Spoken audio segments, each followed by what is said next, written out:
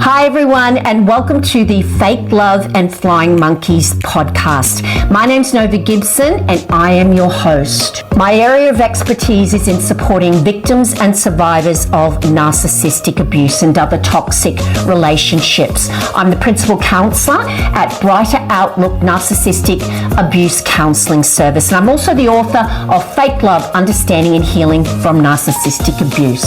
In this podcast, we're going to be talking about everything from the initial pink cloud you find yourself on at the start through to the horrific discard and the powerful trauma bond that keeps you hooked. So take your imaginary seat on the roller coaster that is narcissistic abuse, and don't forget to subscribe to this podcast so you never miss an episode of Fake Love and Flying Monkeys.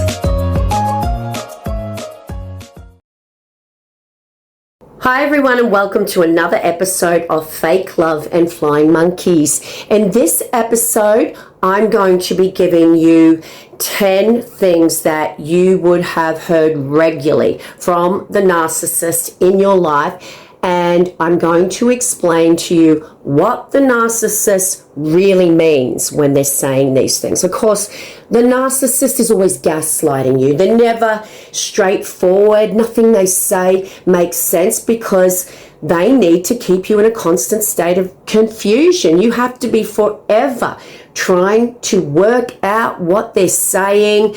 And of course, you can't make sense of what they're saying because gaslighting is nonsensical. It's also nonsensical when they're projecting themselves on to you, when they're accusing you of saying something or being something, and you're pretty sure that that's what they're doing or that's the type of person they are. So confusion is one of the number one goals when you are in a relationship with the narcissist. That's the goal of your abuser. So I think it's really handy to go through these classic statements, put it through the narcissist BS meter, and pull out the other end the actual true meaning, so that when you hear these lines, you can actually decipher what they really mean and then not give them the reaction they're trying to elicit from you. When they're engaging in word salad and gaslighting and everything else, blame shifting, deflection, they're trying to get a reaction. Everything the narcissist does is to get you to jade with them. Jade. They want you to justify yourself and argue with them and defend yourself and explain yourself because what you're hearing doesn't make sense. So let's have a look at these classic narcissistic, nonsensical statements that the narcissist says regularly to you, and let's look at their true meaning. Number one statement by the narcissist is the classic, "I never said that." You distinctly remember them calling you some horrible name or engaging in a horrific personal attack at some time when you displeased them, and you reminded them of this. You told them, "That was really horrible. You hurt my feelings." And they deny it. "I never said that." What they really mean is, "Yeah, I remember saying that too, but I get really uncomfortable when you try to make me accountable, and I want you to just forget about it and go away." They're kind of hedging their bets with this one, because if you keep at them and following through, possibly, producing a recording that reminds them that they actually can't get out of this one, they'll say, "Oh, that's just my memory. I forgot." Number two statement by the narcissist for this episode is, "I love you." Now, it's a painful realization when you have your light bulb moment and you come to the awareness that the narcissist is not capable of loving anyone. They just don't possess the traits necessary to truly love another human being. They attach like a flea to a dog, and they jump off when they're full and they find another host. So when they're saying those 3 words to you, they're manipulating you. What they really mean is, I love the way you make me feel when you're reflecting back to me just how amazing I am and just how powerful I am. What they really mean is, I love the way you just come back for more after I've treated you so badly, simply because I say these 3 words, I love you. When the narcissist says, I love you, what they're really saying is, I use you, I control you. Just swap that word love for use, control, manipulate, and that's what they really mean when they are saying that to you. Number 3, classic statement by the narcissist is this little old chestnut. Oh, come on, you're overreacting. Let's just say you're a woman and you find an earring, another woman's earring, or a broken nail, an acrylic nail in their car, or maybe they've come back from one of their many work trips and you're going through their bag to do their washing, and there it is, the condom. Why on earth would they be needing condoms? Or maybe it's that you found that they're still on a dating site and people are telling you that they swiped right on them, and you confront them and they say, oh, I forgot to delete that. Well, if they simply forgot to delete it, then why are they using it? Why are they swiping right? Why are they swiping right on your friends? And you confront them. And what do they say? You're overreacting. I was just bored that day. What they really mean is, you sprung me, I did it, and I just don't want to be accountable. I want you to think that your reactions are not normal. But hey, you got me, I did it, but there's no way I'm going to cop to it. Number 4 narcissistic statement is the old, you've got mental health issues.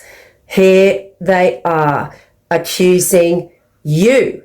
The actual crazy person is telling you that you're crazy and you should go and see a doctor and get some medication to deal with your outbursts.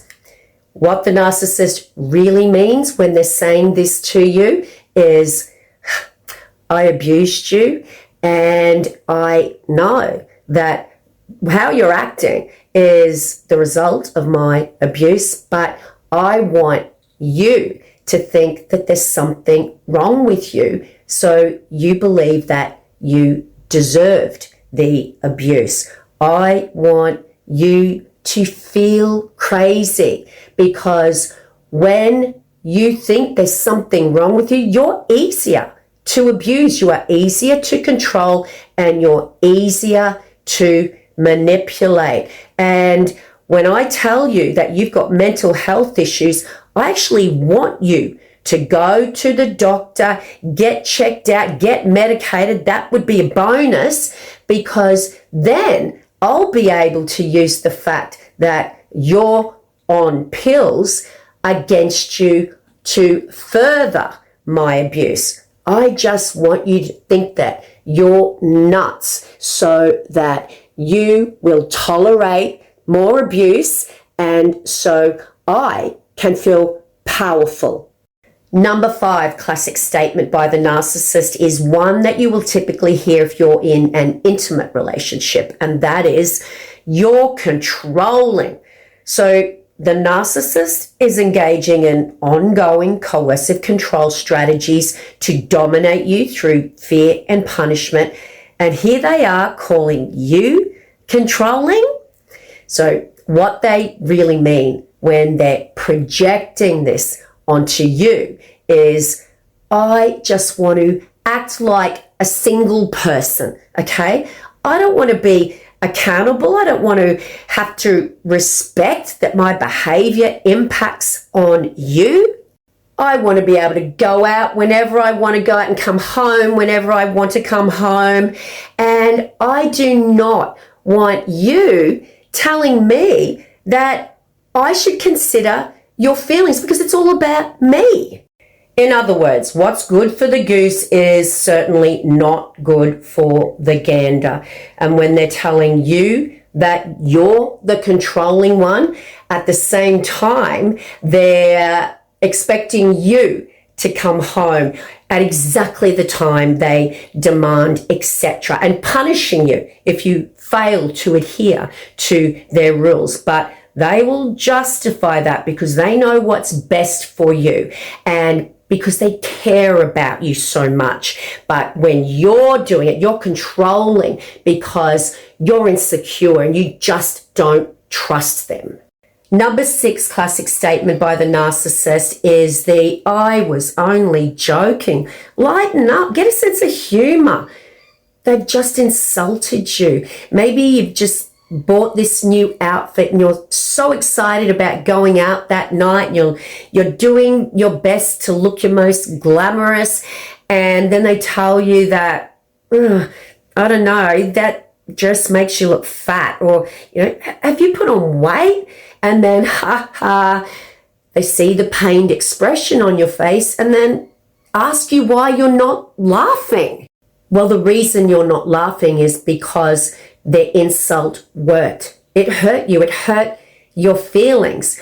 But when they say this, it's like getting that insult out there, then laughing so they don't own it. It's like they retracted it, but it's out there. You heard it. You were hurt. And if you say anything, you are accused of not having a sense of humor. So what they really mean is exactly what they say. In that particular instance, if they are telling you that you should maybe lose a few pounds if you want to wear that particular dress, they're telling you that they think that you look fat, or they just want you to think that you look fat. Either way, it hurts you, and that's the goal. Number 7 classic narcissistic statement is, "Everyone agrees with me." Now, narcissists love to say this when they're telling you that you're crazy or you've done something wrong. You're the one with all the problems, and all of their friends, all of your friends agree with them. Now, when they're doing this, what they really mean is, I want you to think that you've got no one, and I want you to think that everyone agrees with me. But it's actually not true. I wouldn't have a clue if anyone else thought the same, but they probably don't, because there really is nothing wrong with you. But that's what I want you to believe. So when they're pulling in those perceived flying monkeys and they're telling you that everyone agrees with me, they are really saying that I want you to feel all alone and that everyone on earth thinks that I'm right and you're wrong, so that you will feel absolutely worthless. Number 8 narcissistic statement is the old, I need some time alone. I need time out. So they've abused you. They've ramped up the abuse, perhaps, and you're starting to react on cue. You're getting frustrated. They're setting you up. They're baiting you so that you do react.